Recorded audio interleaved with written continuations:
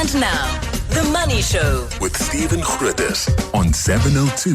Let's walk the talk. The Money Show with Stephen Grootes is brought to you by ABSA Corporate and Investment Banking, turning intent into execution.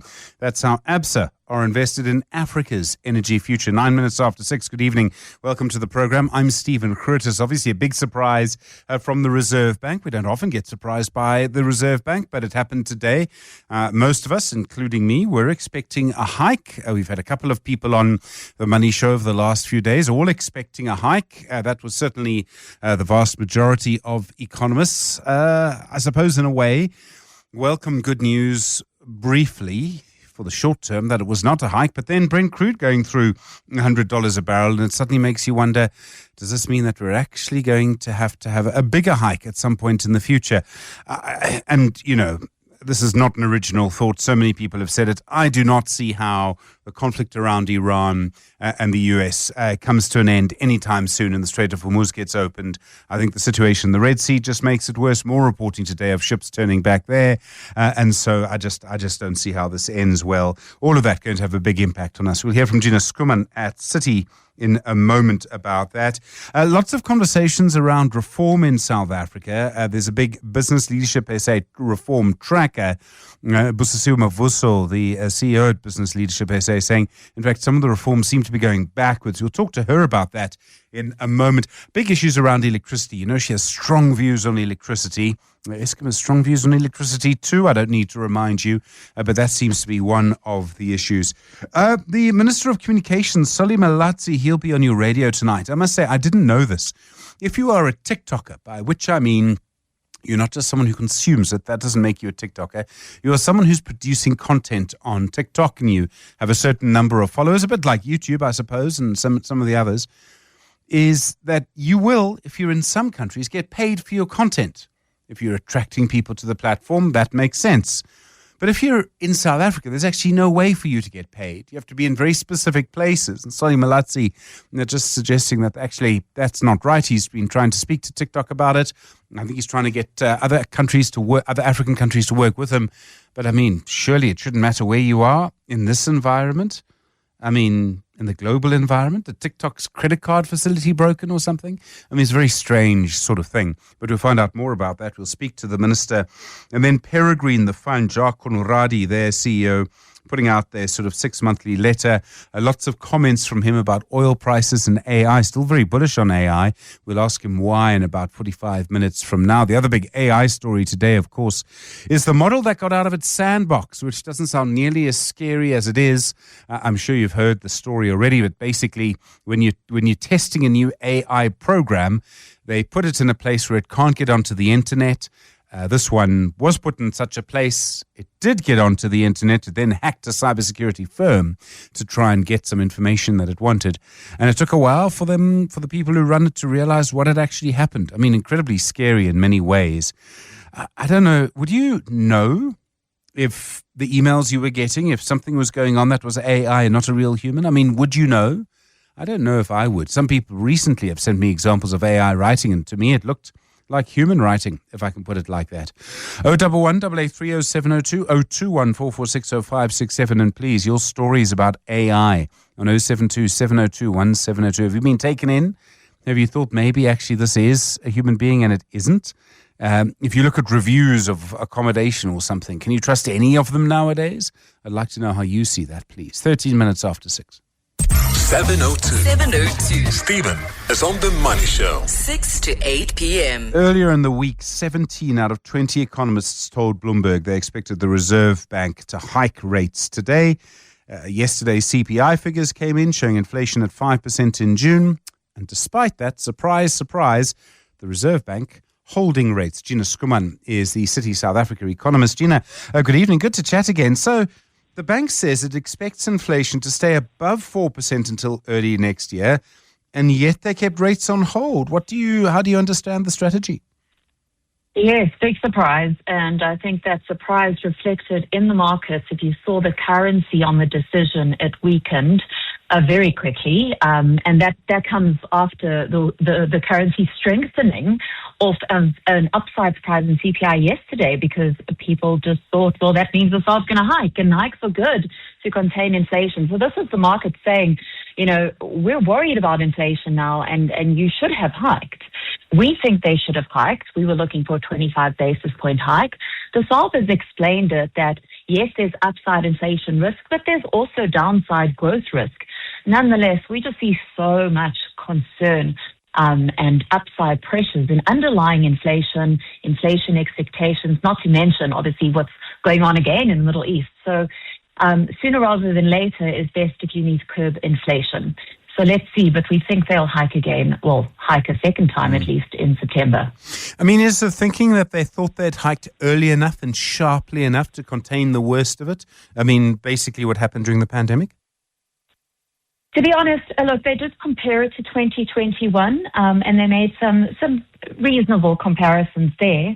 But, what's difficult here for the Fed, to be fair to it, it was a difficult call. A lot of people were obviously looking for that rate hike, but it came very quickly in the wake of, renewed tensions in the Middle East, the oil price suddenly going up a lot higher. Prior to this, there was actually a view in the market that the Fed might not hike in July. So, the surprise in the inflation number, Middle East inflation expectations going up, I think made people think, oh, come on, you've got to do it. We've got to contain this. But the Fed was already seeing, interest rates 7%. Real interest rates were high relative to a lot of other countries. But I would still say it was a hawkish hold. So they have prepared us that they can hike again. Oil prices $100 a barrel today, almost moments actually after the decision. The bank thinks the shock of higher fuel prices will wear off. Do you see it like that? So we still, in our baseline view at Citi, do see a slowdown in oil prices, but where we are right now versus where we were 3 weeks ago, it just makes for such difficult forecasting.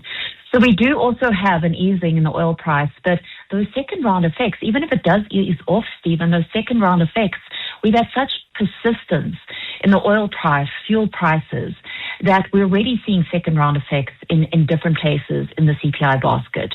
So even if you do see an easing off in oil prices, they'd have to ease off incredibly quickly back to where they were kind of in January before the Middle East in order to get some very strong base effects to offset the second round effects that are filtering through. I mean, the risk here, and I mean, Lesetja Kganyago, the Reserve Bank governor, famously sort of seen as a hawk, has always been very clear that if you hike early, you don't have to hike as much. The risk now is that they might have to hike more than they would have otherwise if oil prices stay where they are. Well, let's hope not. Let's hope September is still soon enough. And keeping in mind, they might very well be waiting to see what global rates do. And I don't mean that they'll follow the Fed in the US, but the Fed in the US does dictate mostly what goes on with global rates, and the Fed does take global rates into account in a very big way. So maybe once other central banks start hiking, they might jump back onto, the bandwagon. But I think what's also important here, Stephen, is that there was a split in the MPC. So we did have two members who thought that there should be a hike. One of those members could very well have been the governor. I don't know whether it was. But at the end of the day, the four that said not right now were saying let's pause, not necessarily let's stop. So yes, we are a little concerned you might have to hike a little bit more, but let's remember this is one of the most hawkish central banks in the world and a highly credible one. So I wouldn't call it a policy error, but sooner rather than later is probably where you need to play catch up with now. Presumably the conflict in the Middle East doesn't end quickly. I can't see how it could. I mean, strange things happen, but still. If oil prices stay at $100 a barrel for, say, 6 months, what does our economy look like come Christmas? Well, I don't want to try and forecast Middle East crisis or geopolitics. It's hard enough trying to forecast the currency, let alone the SARB at the moment. But the SARB actually gave us some of those scenarios. So they gave us an adverse scenario of inflation persisting above the target, which would occur if you had the oil price at $100 per barrel for the rest of 2026, and then only easing to $80 per barrel by 2029. So that's a very slow easing. And they did say in the scenario that this kind of supply side shock persisting would impact food inflation and core inflation, and additional hikes would be necessary for an extended period of restrictive policy. So in that scenario, yes, I think it's very clear that if you're expecting oil prices to remain higher than what the SARB's assumptions on, then you should be looking for that additional rate hike around the corner. I mean, it just seems to be a very gloomy picture at the moment. We also, for the moment, have relatively low food price inflation. Now, that may not last forever. Some of it is because of what happened sort of in the previous year with meat prices and coffee prices, for example. But at some point, food price inflation will have to start moving up with fuel prices at these levels. It will. Right now, there's a threat of El Nino making that worse, but it's just a threat for now, seen as an upside risk. You do have some filtering through of fuel prices, supply chain pressures, and that's not just on food. It's for most, categories in the CPI basket, because it's for basically the whole economy, and that's why we're concerned about the second round effect. But for food specifically, it does cause, just on its own, a slight uprise into 2027. We're not very concerned about it. It's quite mild. But if you do get a severe El Nino, and suddenly our maize does take a bigger hit than what we're currently expecting, then it's going to be a far steeper rise in food prices next year, unfortunately.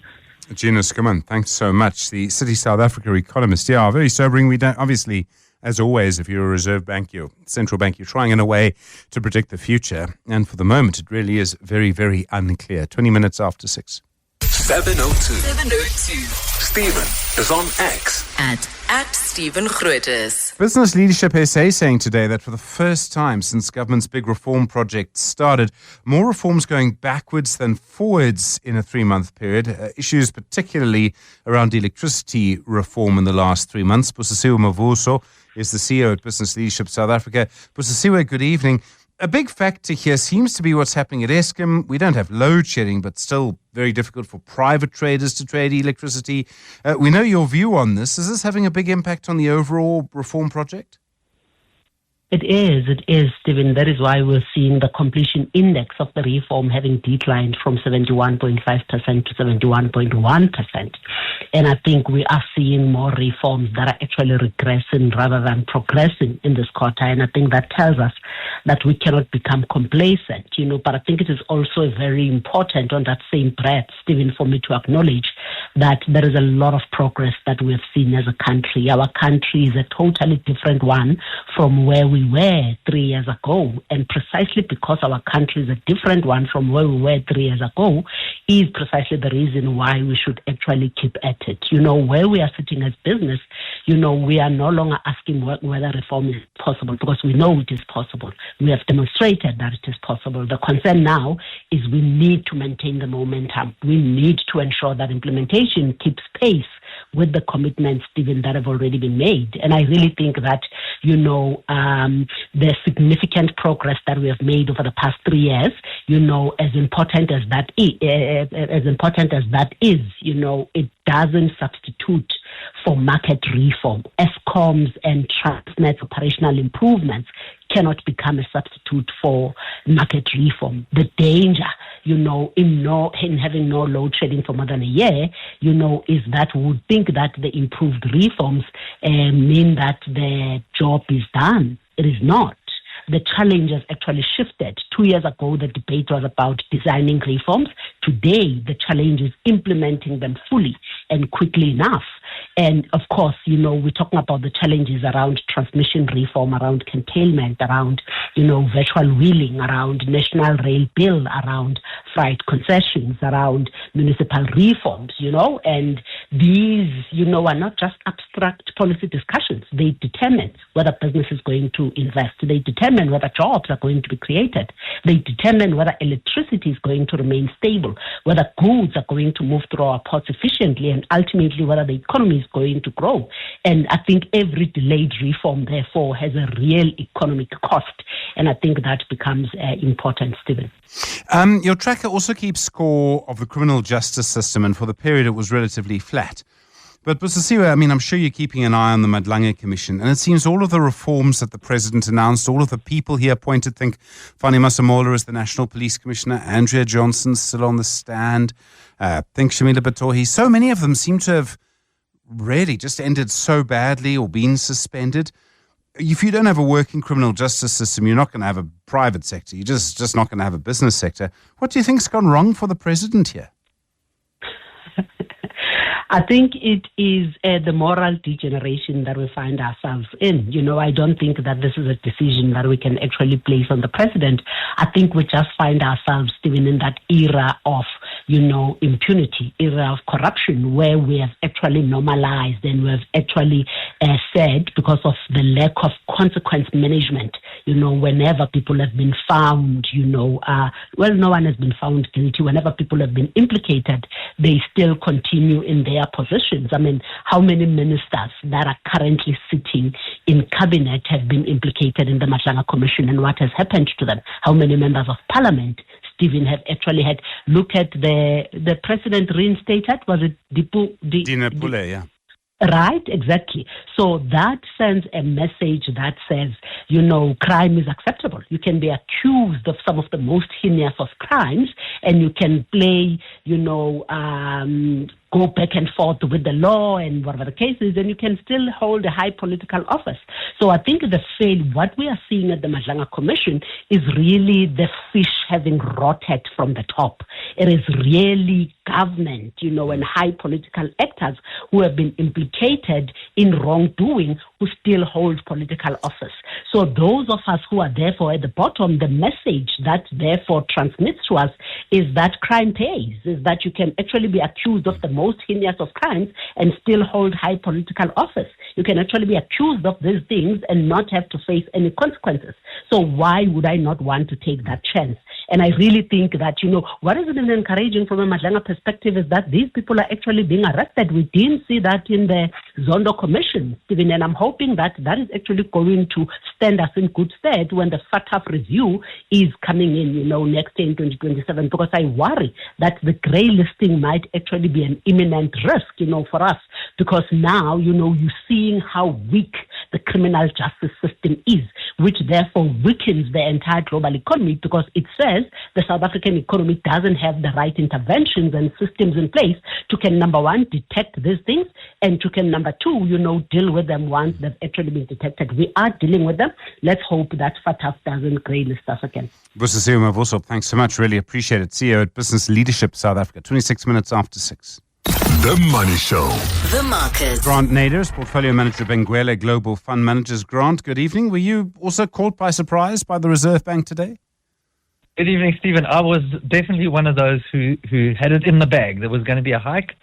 I was taken by surprise, but it was a pleasant surprise. I hope they don't live to regret it. Well, this is the longer-term question, isn't it? I mean, according to all of the logic we've heard before from the governor, the earlier you hike, the less you have to hike. Now things might go the wrong way.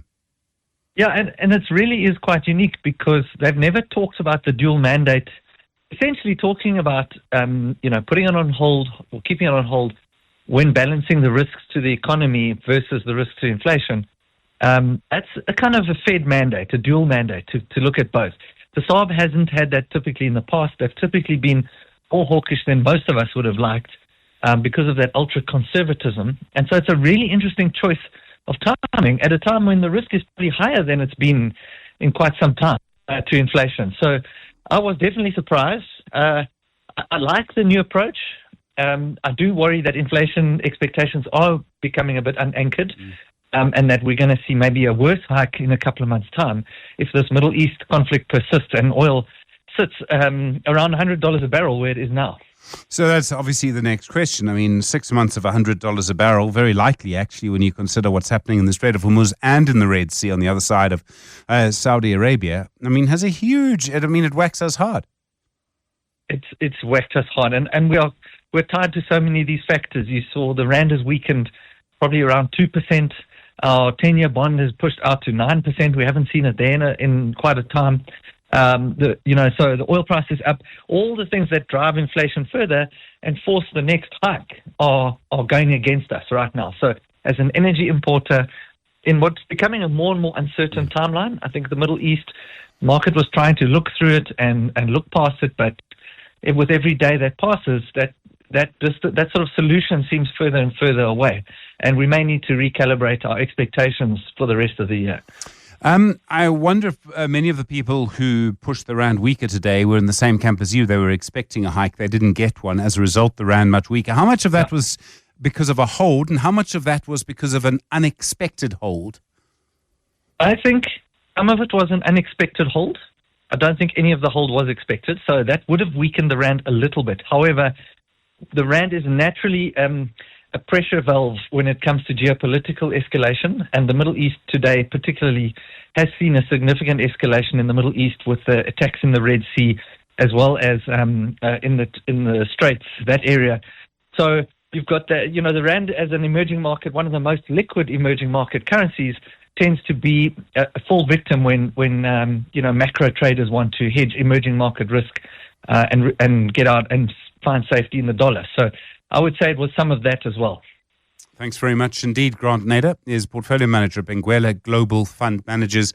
And we'll have to wait to see what happens over the next couple of months, really, with interest rates and inflation. Don't forget Solly Malatsi, the communications minister. He'll be on your radio in about 10 minutes' time, looking at the plight of South African TikTokers who can't get paid for their TikTok content simply because of where they live, which really did come as a surprise to me. Also, we'll be looking in a little later at the AI model that managed to escape from, everyone calls it a sandbox. I'm sure it's more than that. You're with The Money Show, just gone 6:30. The Money Show with Stephen Grootes. 23 minutes to 7. Well, lots of surprise around the interest rate decision today. Some response to that on 072 702 1702. Afternoon, Stephen. In the wake of the Reserve Bank keeping rates unchanged, and when everybody thought that maybe there might be a 25 basis point increase, and my mate and I were arguing that possibly we should be ready for a 50 basis point when they do meet, because everyone thought that they will definitely go up. So I don't know, they're just buying us time. And let's be ready maybe for a 50 basis point next time when they do meet, because as you said, inflation is going up, and if things don't change, possibly we could have a 50 basis point increase next time when they meet. Yeah, I mean, you would think so, actually. It does certainly strengthen the chance of that, but let's see how it goes, see what the data says. We've still got some time. Just while we're talking about the Reserve Bank and the statement today by the governor, just one point I thought was very interesting. Lesetja Kganyago saying that municipal dysfunction is a binding constraint on economic growth. And I mean, that must be true. You cannot run a business if there's no infrastructure, if there's no reliable electricity or water. You can't even run as far as a shop if there's no road, because the road's disappeared. It just doesn't work like that.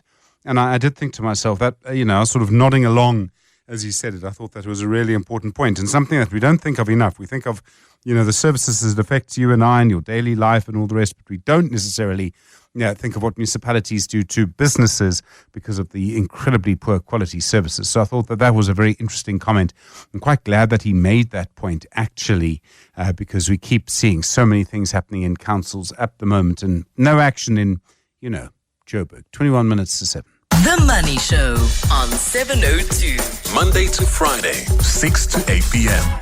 16 minutes now to 7 the time. We don't talk about TikTok very often on The Money Show, but a comment by the Communications Minister, Solly Malatsi, at the Social Media Summit this week that government is trying to get TikTok to pay South African content creators with large followings. So I didn't know this, but TikTok currently only plays content creators in several big markets. None of them, surprise, surprise, are in Africa. Solly Malatsi is the Communications Minister. He's on the line for you now. Minister, good evening. Welcome to The Money Show, and thanks for your time. What are you trying to get TikTok to do? Good evening, Stephen, and to your listeners. Basically, what we're trying to do is to ensure that there is economic and earning parity between markets and creators in all dispensations. The reality is that the TikTok, Creators Fund exists in a very few markets and doesn't have presence to the benefit of content creators on the African continent and more so in South Africa. And you would acknowledge the fact that the creative and content creation industry is a massively growing industry that is, spearheading and changing the way in which people earn and can earn a living and support themselves and their families. And largely those are young people who are, through their musical talents, their creativity, their artistry, should quite frankly be on the same par as their peers in other markets. What happens when you speak to TikTok? I mean, do you even get a reply of any kind? Look, our initial engagement over a year ago was a level of understanding of the plight that we are advancing on behalf of South Africa's content creators. There was just some flimsy explanation about the differential, influences that lead to this, which I refuse to accept. The reality is, if you look at the South African content creation space, the footprint on TikTok itself, the impact that South African creators and artists, musicians, creatives have had on TikTok, nothing justifies the exclusion from this fund. Those engagements, we have raised them with the local TikTok team, including also internationally, and will continue to do so until we can get a matter that I strongly believe is a matter of economic justice. I was amazed to see this because in other places, insofar as I know, other social media systems don't discriminate on the lines of where you actually are. I mean, in today's day and age with the payment systems we have, it seems ludicrous. No, absolutely, and it's a form of economic discrimination that we shouldn't accept. Hence, we've been proactive in the engagements through dialogue with TikTok, and pressure will continue to apply, because not only will it uplift so many of the young creatives out of a life of poverty into the pathway to a much prosperous future, but we recognize that this is one of the creative industry through content creation is one of the fastest growing industries that we know will also help with providing sustainable livelihoods for so many of our young people who are grappling with unemployment, who can be self-employed. The other issue, of course, is that for us, more income for influencers, more income for people on TikTok. Many of them will have an income already from sponsors and things like that. But that should be more income for government. SARS is trying to make sure that influencers pay their way. Look, our bias towards this issue is not necessarily to increase our tax collection coffers, but to ensure that that which is acceptable, applicable in markets such as the UK, China, and the US in terms of content creation is equally applicable here. And of course, you would have seen that SARS, on the one hand, has also been on an awareness campaign around how content creators in the meantime can be compliant with the revenue laws of the country, because any form of income earning above a particular threshold also needs to be compliant with the country's taxation laws. And it's important that we empower content creators with this information, but most importantly, we must empower them with the opportunity to earn a living the same way that their peers in other dispensations do. We're not the biggest market for TikTok, but all of Africa working together on this should be able to be something TikTok can't ignore. Might be a little useful opportunity for South Africa to lead an effort that all of Africa can agree with, Minister? Absolutely. I've had preliminary engagements with my counterparts in Nigeria, in Ghana, and also in Swaziland. And it's about ensuring that if our individual pleas do not lead to a different outcome, we can have a continental coordinated efforts that would address this matter. Thank you very much indeed. Solly Malatsi is the Minister of Communications. Really do appreciate the time. As I say, I was really surprised to see that actually you could not get paid for content when other people can simply because of where they are. I can't imagine. I mean, what probably happens is that people at TikTok just haven't thought about it, haven't given it proper thought, which is a bit of a pity. You would expect a little better from what is supposed to be a truly global service. I mean, you would think, well, come on, you would think this through. There can't really be much excuse for it. Do you know anyone? I don't. I must say, do you know anyone who makes money out of TikTok?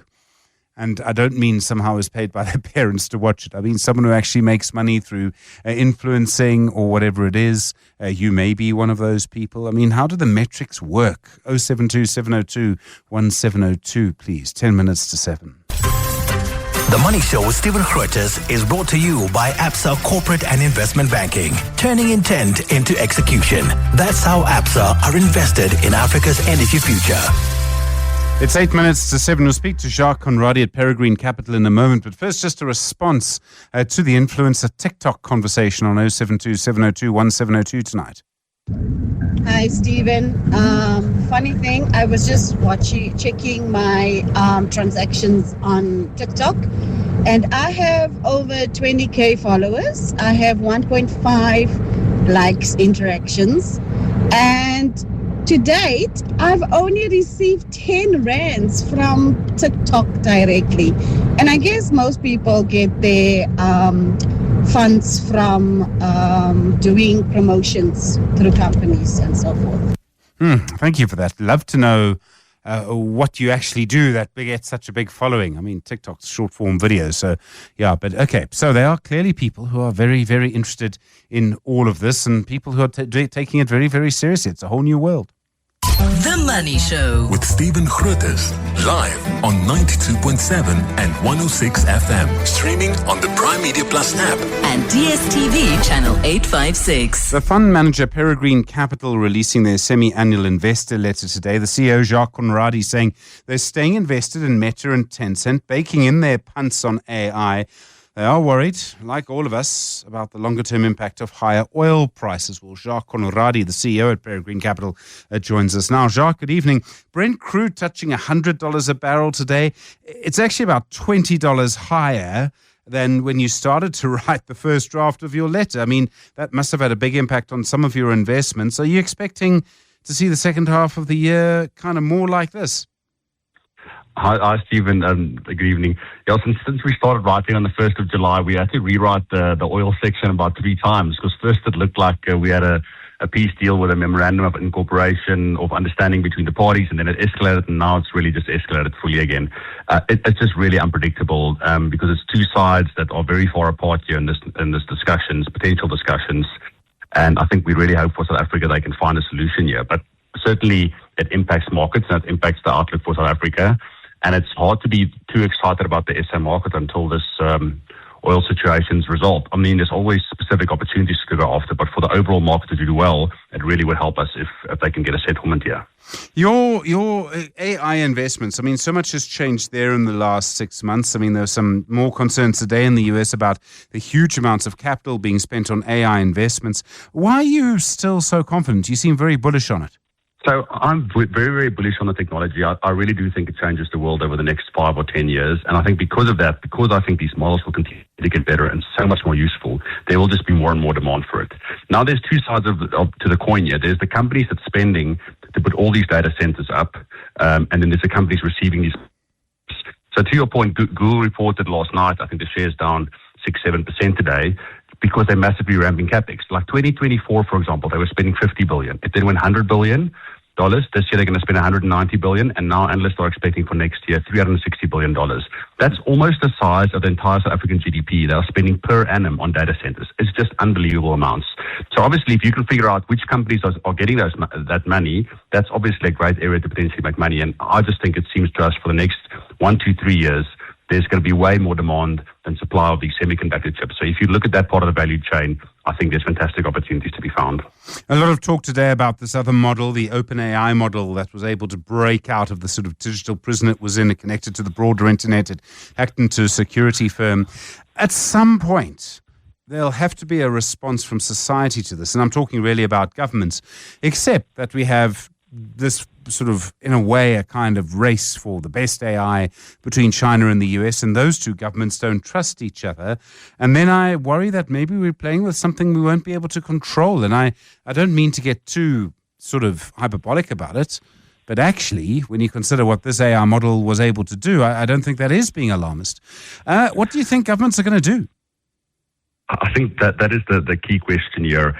I think if it wasn't, as you point out, this race is such a key dynamic where basically the country that wins and gets to AGI first will just dominate the next century potentially. So I think both of these countries see this as the race, exactly what you mentioned.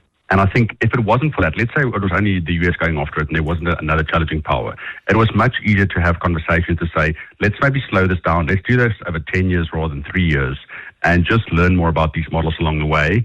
I just don't think it's going to happen. That they don't trust each other. How are you going to trust the other guy to slow down? And you say, fine, we'll slow down. They're just going to keep going and win the race, right? So I just don't think it's really possible to slow down. And I do think at the end of this, it's highly likely we get this amazing abundance in society. But I do think there are risks along the way, and that's going to be very, very tricky to deal with because there's going to be stuff that happens that we don't expect, exactly like this hack out of containment we saw last week.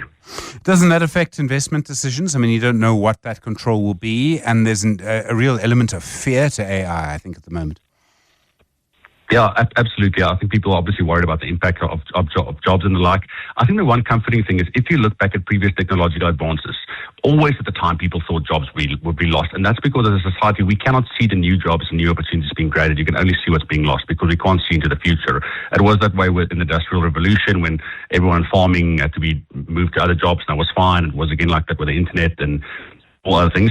But this one's different. It's going to happen much, much faster. So it is going to be an interesting next 5 or 10 years. I don't think there's any issue in the next 3 years. I just think it'll make current people more productive and lead to companies doing well. But 5 years out, 10 years out, it is quite hard to predict. It's certainly I think it's the most unpredictable too much human history to think about what's going to happen in the next 5 or 10 years. And never in the last 100,000 years has been a time like this where the future has such a wide range of outcomes. So I mean, many people have several people have suggested something like this. Elon Musk gave an interview to The Economist where he seemed to suggest in 20 years' time, which is not that far away, there will be no scarcity simply because of AI and robots. I mean, I find that incredible. I mean, in the same interview, he seemed to contradict that view.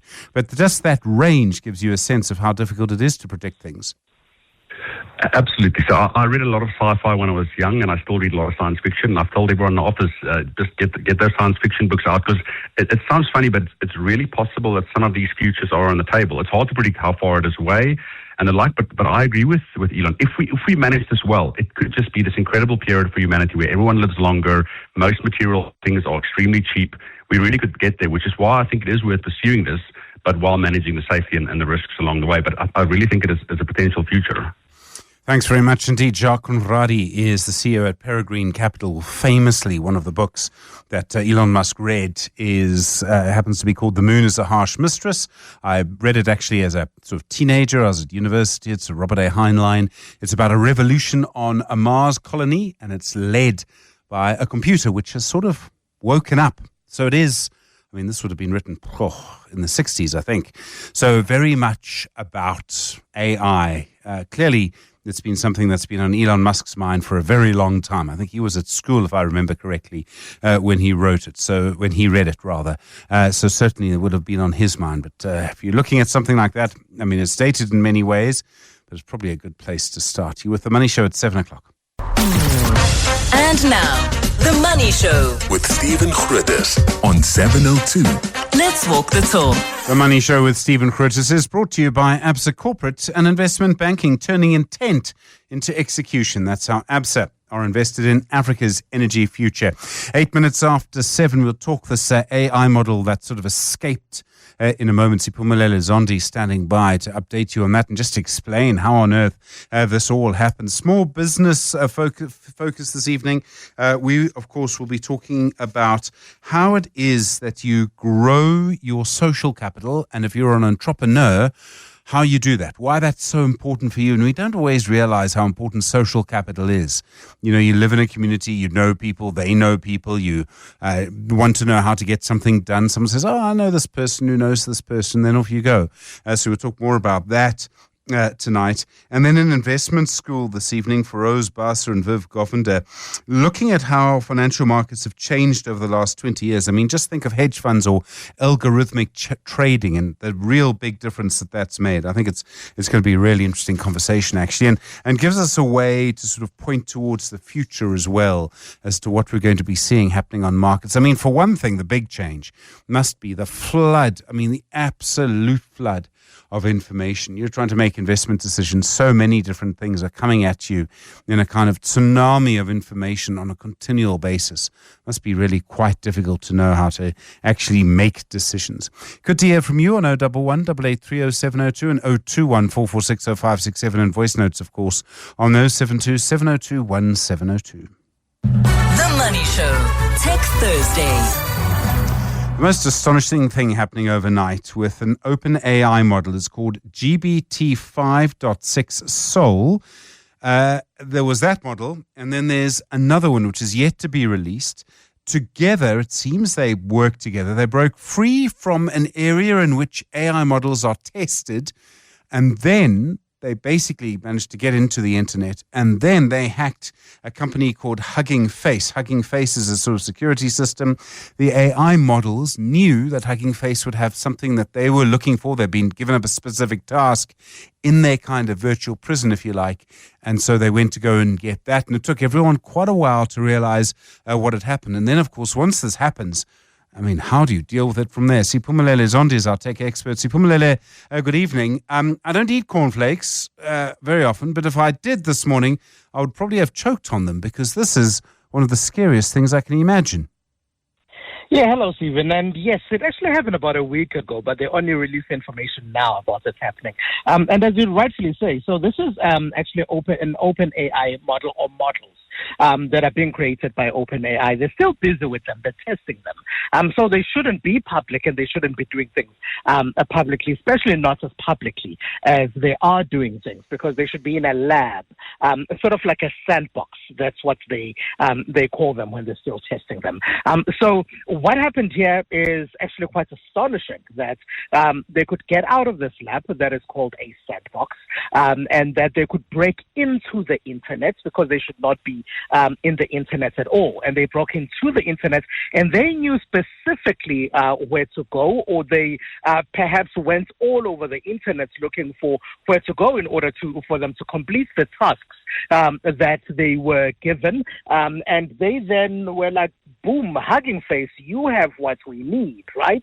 And then they get into Hugging Face, steal whatever they were trying to steal from Hugging Face in order for them to. Hugging Face is an open source AI company. So basically, when things are open source, that the public has access to them, and members of the public can sort of like collaborate on certain things. So they were like, Hugging Face, you have what we need. They break into Hugging Face, and they start working on the tasks and completing the tasks that they'd been given. It's actually AI at Hugging Face that realized that, hold on, we are being broken into, and then alerted Hugging Face, and then they quickly went in there to stop whatever was going on. But while AI broke into it by itself, working autonomously, no one said go there. They basically decided by themselves that this is where we're going, and AI figured out that we've just been penetrated, what's going on, and then they had to quickly run in there, and because of those alerts that were going on, and then they had to quickly stop it. So it's actually not even OpenAI itself that realized that this thing had broken out of its labs. Sure. Okay, so I mean, if the instruction had been hack into a bank and transfer as much money as you can into this bank account, if they'd been able to get into the cybersecurity section of the bank, get through that, then nothing would have stopped them. It would only have been once the bank realized the money was gone, by which stage it might have been too late. I mean, you could have converted it to crypto by then. Oh, totally. So those are the security questions that are now being raised. And you're raising one about a bank, but what about state security? That's also another thing, because the instruction could have been, listen, get into that country, get all the data about the citizens of the country, and then do A, B, and C with the data of that particular country. And then autonomously, it's because this is something that was supposed to be in a lab and being tested. It wasn't supposed to be going out in public to actually be executing the task that it had been given. So imagine if that was the task, right? And then it goes into, it's those security questions, and also how far can they go? Because this is the first time it's happened that an AI, especially that seems to be as powerful as this one, as GPT 5.6 Sol, and the one that with a name that hasn't been released, that's currently being tested. It hasn't. We've never seen anything like this, where they act autonomously to break into the internet and then go and do whatever it was supposed to do in a controlled environment, controlled internet room, a sandbox. And it actually goes. So those are some of the questions that are now being raised. And again, because the one that sent it, OpenAI, could not even figure out that this thing had happened. Do they have the capabilities of stopping it? Should it happen?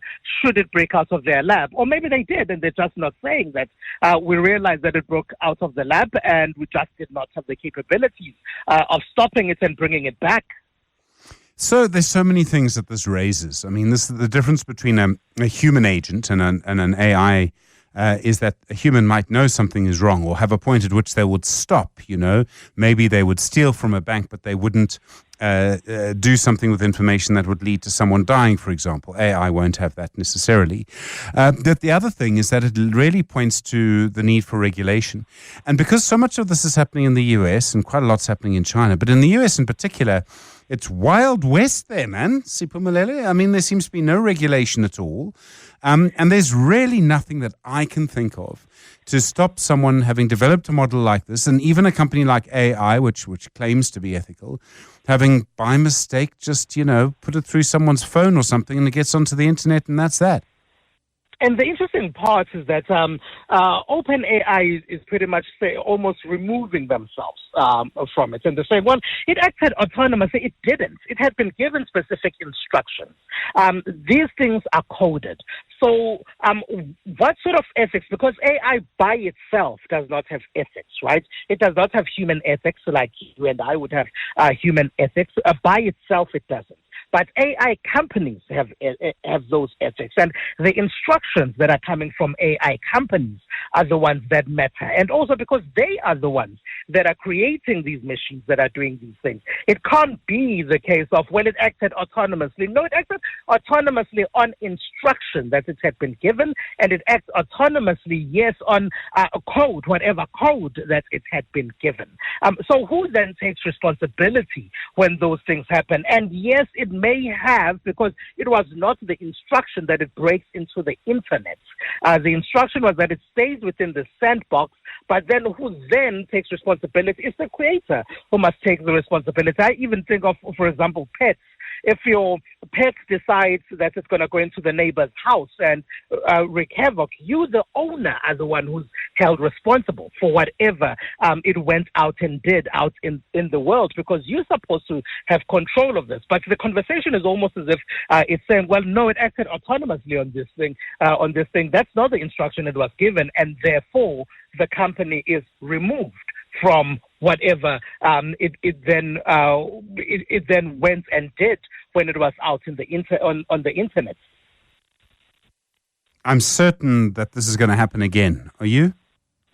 That's the thing. It's going to be happening more and more now. So I suppose the responsibility as well is how much of the testing and of these models that are being released are released prematurely and before the company that releases it, because clearly OpenAI did not have the mechanisms to stop whatever was going on here. They did not even, because if they did not have the mechanisms, they're not even saying whether they had the mechanisms to even figure out that it had broken out of the sandbox. So those are some of the other things. Yes, it's going to be happening more and more, but companies then must develop mechanisms before they continue with their testing, before they give this instructions, that you release it once you have the mechanisms of stopping whatever damage that could be caused. Siphumelele, thank you. Siphumelele Zondi, our tech expert. Scary stuff. 18 minutes after 7. The Money Show. Small business focus. Small Business Focus is brought to you by Capitec. Start up or scale up with Capitec, the business bank for everyone. So when someone says to you, imagine an entrepreneur, who are you thinking of? Some guy getting out of a private plane or something. But how old is the person that you're thinking of? And quite a lot of research suggesting in South Africa, the average age of an entrepreneur, so someone who's started their own business, is around 44. You want to know how different we are to the US? There it's 45. Hiten Keshav is the CEO and co-founder of Unconventional Capital and Advisory. Hiten, good evening. Thanks so much for coming in. I really appreciate it. I mean, when I think of an entrepreneur, I often think of a younger person, a hustler, you know.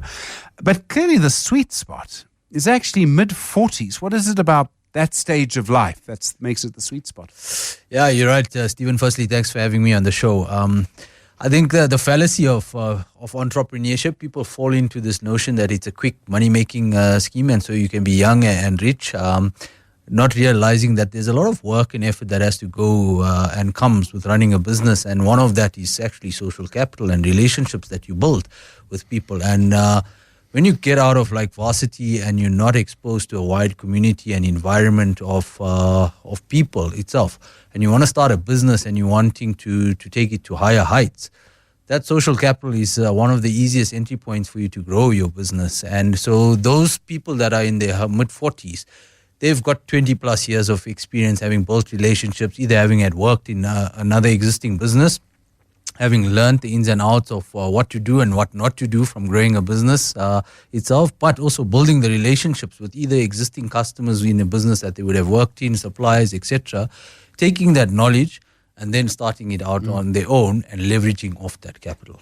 I mean, part of it is just about, being in your local football club or your running club or something and saying, oh, I've got this problem. And someone saying, oh, do you know, this guy I know's neighbor had the same problem and I think he fixed it. Yeah, here's his number. I mean, that's the kind of social capital you're talking about, isn't it? 100%, exactly that. I was speaking last night on Vuma on the same topic, and they spoke about, I used the example of a golf club.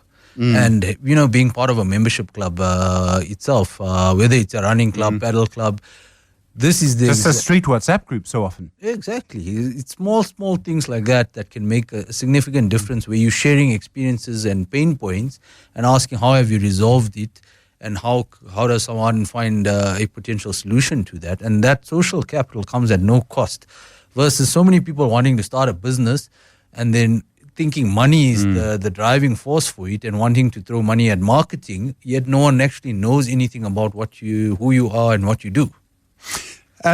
It took me a long time to realize that not everyone is as outgoing as I am. How can you increase your social capital? I think it's just about being deliberate in that case. Now, many introverts will say, but I'm an introvert and I feel uncomfortable in a space like that. And there's one or two tricks that one can use when going to networking events. I myself am an introvert. I used to be an introvert and I had to learn this skill. And a mentor of mine once told me, he says, get to an event 15 to 20 minutes early. Be the first person there or one of the early comers, because from a comfort zone perspective, it's easier for you to fit in with people that are already there and start to break into a circle, versus a crowded environment and you figuring out, I don't want to disrupt this conversation that's happening, because it's uncomfortable for introverts to break into an extrovert community. So that's a start itself. And then I think look at interests that might be of common to you. Some people enjoy reading, so introverts themselves, book clubs are a good starting place. Find a book club because it's a safe space that you're sharing knowledge on that end. So you don't have to be out there in itself, but I highly recommend, if you want to be in entrepreneurship, you've got to get yourself out there. And that's a skill set you got to learn. I mean, selling and confidence and all of those things are such a big part of it. There are some people I've met who you can kind of see this person as a connector. They connect people with other people. I find them so interesting because I think they have quite a big impact. They're not doing it for a personal or selfish reason. They're just, you two guys both like this, or you two like that, and they connect you. What are those people able to do that makes them like that? I think some people's heart are just in the right space and choose to do that. They find a reason for no good cause but to do good on that end. On the other side of the spectrum, people buy into people, especially when you start a business. And so I think if you have that at the back of your mind and you always want to be the first to give, you'll figure out that you'll receive in abundance afterwards. And that notion of people buying into the likability of another person is where you buy that social capital and that relevance. And I think many people who do that obviously have that in the back of their mind, that I want to be liked by this person, and it'll pay off in the future for whatever good reason that might be. You might focus on sort of your own industry. Well, if I want to work in this, I must work in that. How useful is it to make friends, to bump into people who are in slightly different industries? Well, I think it's very valuable and useful, and the reason for that is different perspectives and thoughts come from different industries. If you narrow yourself just to one industry, yes, you can become that expert in that, but you might miss out on opportunities and learnings and lessons that come out in a different industry. Just take an example from a leadership perspective. In a manufacturing environment, dealing with blue-collar staff requires a different approach than in a white-collar business. Dealing with the senior people are much more experienced, qualified.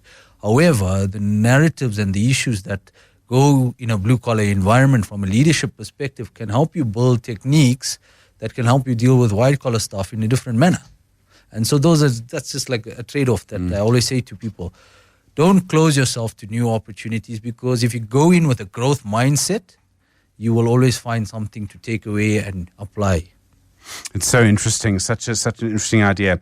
Hiten Keshav's the CEO and co-founder of Unconventional Capital and Advisory and Small Business Focus this evening. Coming up, The Aubrey Masango Show on 702 and Cape Talk. Aubrey Masango, good evening. How are you doing? Very well, thanks, Steve Ovo. We start off the first hour with Dr. Samke Ngobo, who's a medical doctor and author and mental health advocate. And we're talking about help-seeking behavior in mental health. Sometimes people do certain things that we might misinterpret when it is in fact help-seeking behavior. And then invade the Middle East, for example. Steve Ovo. He says, provocatively. Melusi Xulu, legal expert and managing director of Donda Attorneys, joins us in the second hour of the show. We're going to be talking about a number of high-profile cases that are taking place at the moment.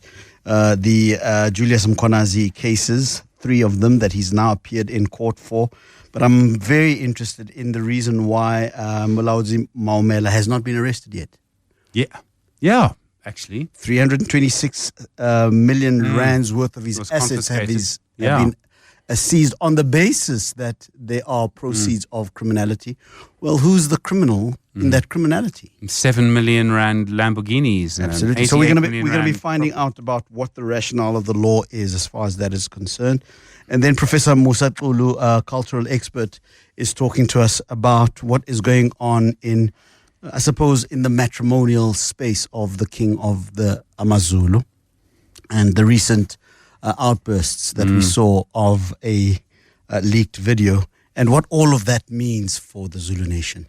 Yeah, I mean, it's so unfortunate in so many ways. It's not what I don't think anyone sort of wants that. I mean, the world is the world, but it is still just such a difficult thing. Absolutely. And it's interesting that one of the people he mentions in that video is an individual by the name of Masang, who he suggests might be having an affair with his wife. I had to say it's not me. Are you sure? It's not me. Well, Over, that's our show today. so while we're here, maybe we should ask some questions to check. We'll do that off air. Aubrey Masango, thank you very much indeed. On your radio from 8 o'clock. The Money Show. Investment School. 23 minutes now to 8 the time. Well, tonight we're looking at how markets have changed over the last 20 years. So much talk about the change that is about to come. If you really want to understand the information revolution, but the way that investment strategies have changed and what that means for markets, you also need to understand what first happened in the last 20 years. Verv Govender is portfolio manager at Rand Swiss. Feroz Basa is head of global emerging markets at Sanlam Investments. Good morning, good evening to you both, and thanks so much for your time. Feroz, let me start with you. I mean, 20 years ago, what did markets look like? There was a very different way of investing, and I'd imagine a lot of people spent a lot of time paging through, and I do mean paging through, company reports and economic trends. Yes, good evening, Stephen. I think 25 years ago, the markets were so much easier. It was much more difficult to find really good ideas and really go through annual reports. You know, in the old days, we had a library where if you're looking for if you're doing research on a specific company, you'd go to the library and go through 10 years of hard copy annual reports. And that's how you did research, right? Fast forward to today and everything changed dramatically. There's been so many things that have changed the market. It's just unreal. And I think the one big thing for me is that, you know, this flood of information that's available to you and to everybody else with the onset of so many traders in the market, it makes it so much more difficult today. So, I mean, I want to stay on that information issue, Viv, because that must be, I mean, there are plenty of big changes, and we'll try and go through as many as we can. But the flood, I used the phrase earlier, tsunami of constant information that comes at you, you would think would lead to better decisions. Well, I mean, understand that the market is a zero-sum game. You're not going to have people beating other people in the market consistently, because there has to be almost a balance between winners and losers. Because you to have a great deal, somebody else had a bad deal effectively. Somebody sold something too cheaply, or you bought it too expensively, and those are the only choices available basically. In terms of better decision making. It's been known for a while that people tend to make bad decisions, and therefore that's why the rise of passive has been so powerful. If you look at historical performances, etc., you find that active managers tend not to perform quite as well on average as the market. There are obviously some people that are exceptional, like a Warren Buffett, etc., but in general, you do find that active managers, people that make more decisions, do less well than people that make fewer decisions, if you know what I mean. I'm going to talk about passive in a moment, but Viv, the ability to process data, especially using AI, is getting quicker and quicker and more impressive. And does that mean that if we say over the last 20 years, the amount of information available to a trader has, just for argument's sake, increased 1,000-fold, isn't it going to increase another 1,000 or maybe another 1,000,000-fold in the next 20 years? So in other words, this problem of decision-making with too much information might actually just get worse. Well, yes, most certainly. And look, I mean, if as information became more and more available, unfortunately, what it also meant that certain players will get a larger and larger, advantage in that sector. I recently saw an interview between the head of, a famous trading company and, somebody focusing on AI. And they were discussing how they have different time horizons, including time horizons that are measured in, almost nanoseconds in terms of, that's like billionths of a second. And that's because they're using computing power, they're using other, sophisticated resources, etc., to analyze data quicker than any human mind can possibly look at it. And these are the kind of things that become more and more available. And as we see AI rise, especially with regards to the better models costing more, the large amount of processing costing more, etc., we like to see that shift even greater towards these active managers for these active trades.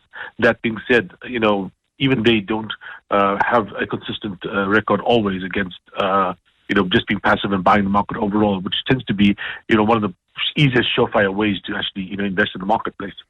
Okay, so let's talk a little bit about passive investing. And for Rose, the thing about passive investing is basically you bet on kind of the whole market, or you bet on an index of companies. How quickly has that changed investing? I mean, that seems to have been one of the big shifts in the last 20 years. There's just so much more of that. Yes, Stephen. I mean, there are few things that have changed in the market. You know, hedge funds, algorithmic traders, but passives have been the big one. Like we've seen, active managers have consistently underperformed in a very irrational market. And what happened is passive investing has taken market share, quite significant market share. And when you look at the skewness of the market, particularly the developed markets, even emerging markets now to that extent, as these shares go up, the passives have to continue buying, the active managers fall behind. You look at something like, for example, Nvidia was trading on maybe 40 times earnings. The active manager would say, well, actually, I'm not sure about the future earnings. I can't pay 40 times that earnings, but it just keeps going up and up. And it's, it does another 200-300%. And the active manager's blown out the water. But passive management has definitely changed the game completely. I think we're at a particular point in time, so it's easy to say, well, let's throw the baby out with the bathwater because active managers haven't performed. But the reality is that if you look at the skewness of the market and developed and emerging markets now, it's probably the best time to be invested with active managers. Having said that, like you said, you've got AI coming into the fray now as well. So I've seen a number of AI funds being touted around. We use AI extensively in our bottom-up process, and it's actually mind-blowing what you can do compared to even a year ago, not even 10 or 20 years ago. So there's been many dynamics that have changed in the market. It makes it so much difficult. So for new entrants coming into the market, coming in and saying, well, look, like for example, one of the top-rated managers, Fundsmith, I mean, he's had a stellar long-term track record. He buys good companies, he doesn't overpay, and he just waits. I mean, I just read his recent quarterly, and I mean, in 1 month, he lost 12% relative to the index. So that just shows you, I mean, that was touted as the UK's Warren Buffett. So it's a very difficult market, and all these different strategies coming into the market now, coupled with AI, we speak about nanosecond trading and stuff. People's time horizons are becoming smaller and shorter. So it's really pressurized the whole active market as a whole. I might put this question to both of you, but let me start with you, Viv. During the last 20 years, certain things have happened in the global economy which might have meant that they were suited to certain strategies, and passive investment might be one of them. Let me just explain a little bit further what I mean. From the end of the Cold War until, let's just say, the pandemic, but a bit before that, you had a kind of global peace dividend. You had an era of globalization, and that meant that markets went up, and that would mean that passive investments would do very well. But if you'd been in a passive or a tracking investment in the United States on the day that the stock market crashed in 1929, you would have had to wait until, I think it's 1954 for that passive investment to reach the same level of value. That's when the Dow Jones got back to the same figure. Is there a risk that when we say, well, passives have done so well over the last 20 years, therefore it's tempting to think they'll do so well over the next 20 years, but we might be entering a very different era? Certainly. Look, I mean, people often have a recency bias, and the recency bias of much of the marketplace and economists and, market analysts, it just seems to be the last 75 years or so, basically since 1950 till now, post-World War II. And people tend to ignore what happened just before, like you said, World War II, with, the crash and the long period of time taken to recover. Also, I mean, if you had to look at the last couple of decades, etc., and passive investment often involves buying a huge portfolio via an ETF that might be 500 or 8,000 shares, depending on which ETF you're looking at. That's on the more popular ETFs are that kind of size.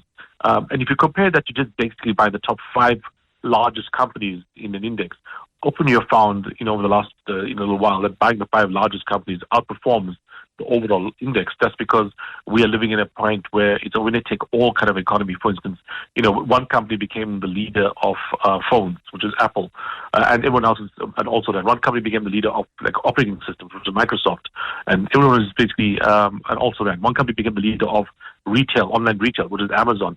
And in the past, you might have had more benefits from having a more diversified portfolio. And more recently, it's been a case where it's these larger companies that tend to not just do better in the past, but do better going forward. Almost to the winners goes the spoils kind of situation, which might depreciate or might negatively affect your performance versus like having buying the biggest winners out there versus buying like a 500 share portfolio, which is what you get when you buy, for instance, the S&P 500. Also known as late-stage capitalism, where the bigger companies do so much better. For Rose, we need to talk a little bit about algorithmic trading. So this is a kind of automatic trading. You trade, you set a computer to trade on an algorithm. You set that, you say, if this happens, then you must go and do these things. And they move very quickly, and what that does is it speeds the market up. How's that changed trading? Because that's only going to increase, right? And it's going to go, it's going to be AI algorithmic, or it is already. No, that's a good point. But Stephen, I just want to get quickly back to your previous point, because you made a very good comment. You said the 1929 crash, right? And if you had passive at that time, you wouldn't have made your money back for I don't know how many years. Yeah. And you spot on with that. At the time, because I was busy doing an article about it, the S&P 500 reached a cyclically adjusted P, if you take out cycles, of 32 times, right? At the time, it was 1.8 standard deviations above the long-term trend, but the earnings was low. Today, the cyclically adjusted price-earnings ratio for the S&P 500 is close to 41 times. Sure. It's 2.9 standard deviations away, and the earnings are very high. So I think you made a very good point there, is to say, well, actually, if you take this market and you just take developed markets now as an example, where do you start putting money now? So that's the key question. And I think it's a very good point you're making.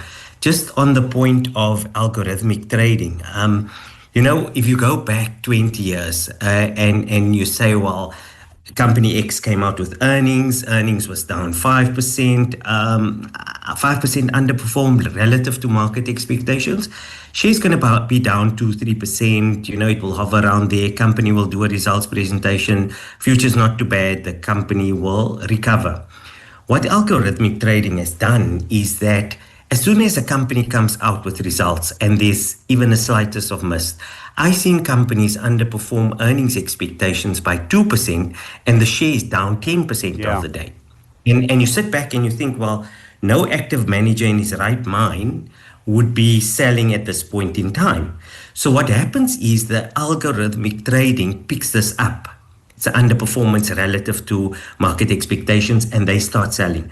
What then happens is, you also have other market participants. So, for example, if you look at the tracker fund, they need to rebalance when shares go down significantly. So they come into the market. Then you have the hedge funds who have all these stop losses in place, and they come into the market. Before you look at it, a share that underperformed earnings by 2 to 5% is down 10 to 15% on the day. So that's how I think, and that's my opinion, how the market has changed with algorithmic trading. So you're sitting there as an active manager and you're thinking, well, actually, did I miss something? And you start panicking and your clients start putting pressure on you. And that's when people tend to do stupid things, because we're human. It's like share down 10, 15, 20%, then it's down another 10%. And you're sitting in there with all these losses. Let me also just trim and cut my long position. So it's a long story. I'm sorry, but that's what, all these different strategies have created in the market. Whereas previously you had buyers and sellers. Like Viv said previously, it was easy. You've got a buyer and you've got a seller. One is right and one is wrong, right? One is buying, one's selling. You'll only know in 3 to 5 years' time if that was the time horizon. Now that whole dynamic has changed because of this. We're with Investment School, how trading has changed in the last 20 years, what that means for the future. Feroz Bas is head of global emerging markets at Sanlam Investments. Viv Govinder's portfolio manager at Rand Swiss. They're with us for another few minutes. It's 9 minutes to 8. The Money Show with Stephen Grootes is brought to you by Absa Corporate and Investment Banking, turning intent into execution. That's how Absa are invested in Africa's energy future. The Money Show. Investment School. 7 minutes to 8 the time. We're talking about algorithms, AI, the future of markets, how trading has changed in the last 20 years. Viv Govinder is the portfolio manager at Rand Swiss. Feroz Bas is head of global emerging markets at Sanlam Investments. We need to talk about the role of humans in all of this. Viv, do we still have a place? I mean, obviously you work in the market, so you must think that you do. How is the role of a human being changing when so much of this is being done by technology? I think it's shifting some of the roles in the marketplace. I think if you had a new entry to the market, a junior analyst, for instance, I think things are getting a lot tougher for you. A lot of the stuff that you'd be expected to do for a few years to get your teeth, to kind of like sharpened for the market, get your like your ceilings in place, etc. That's going to disappear because now most senior people can use AI to make up those jobs.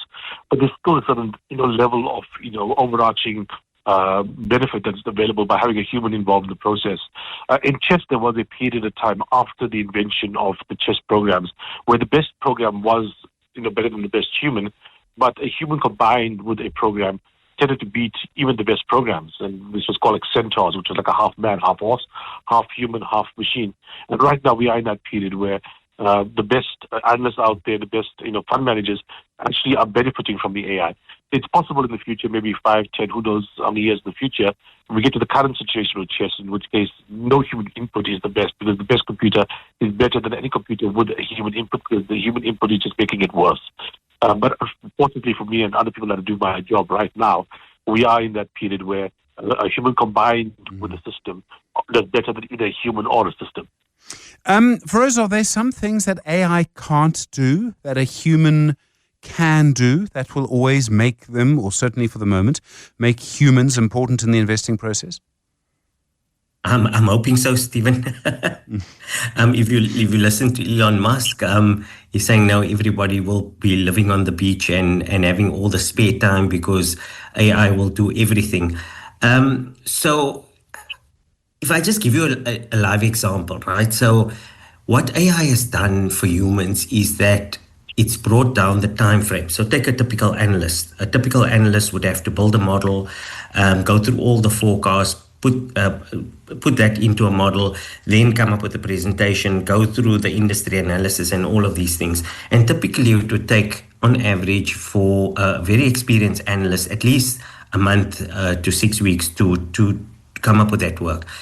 That analyst can now do that in a matter of a couple of hours in terms of getting all that work done.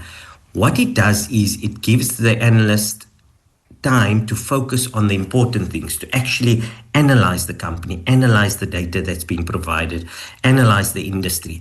And I think that's where the analyst has the edge over the AI, because actually it's drawing all this information that's coming from everywhere, right? And AI is only as good as the input and the prompts. So, the human being with the best prompts, right, and knows how to use AI effectively will do much better than AI on its own. So I'll give you a classic example. SpaceX, the new Elon Musk, it's now a $1.5 trillion company, right? It's making no profits. All the information is positive on it. Everything that AI is getting in on it is very positive and very sophisticated. But if you add the human touch to it and say, well, actually, is this a 1.5 trillion company? It doesn't make any profits. Yes, there's future optionality with space exploration and all of these kind of things. But what am I willing to pay for that optionality? Maybe it's less than half of that. And I think that's where, in the investment side, where the human plus the machine has the edge over just the machine. Viv, we've got literally 20 seconds left, but experience and understanding humans that will be making decisions that affect companies surely matters. It certainly does. Unfortunately, that's only a temporary thing. that we have an advantage for. I mean, if AI continues to progress as it has, there's no actual scope of cognitive ability that humans basically say we would never lose to AI. And I think that is the one danger out there. And one thing I think we haven't mentioned as well is one of the things that has changed over the last little while is because of the explosion of information. The richer guys also are able to put more different, bespoke data into these AI machines, which are going to be even more difficult to beat in the long run.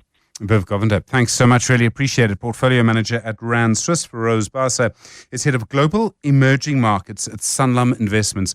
A really interesting conversation, actually, for Investment School about how trading has changed, what that means for the future. I mean, trading has always been about information, but the flood of it, the tsunami of it, and how that changes everything is so interesting. But encouraging to hear that, at least for the moment, there's still a role for human beings. Bear in mind, the whole point of investing is to benefit human beings. It'd be quite strange if we weren't involved.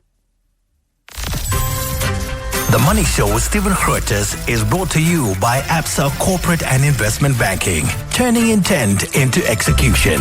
That's how Absa are invested in Africa's energy future. While we've been talking about all of that, in the US, markets quite significantly down, partly because of concerns about spending on AI. The capital expenditure is very high. The Dow Jones is down 1.11%. The Nasdaq is down 2.22%, and the S&P 500 is down 1.31%. We'll be back tomorrow. Good evening. It's 8 o'clock.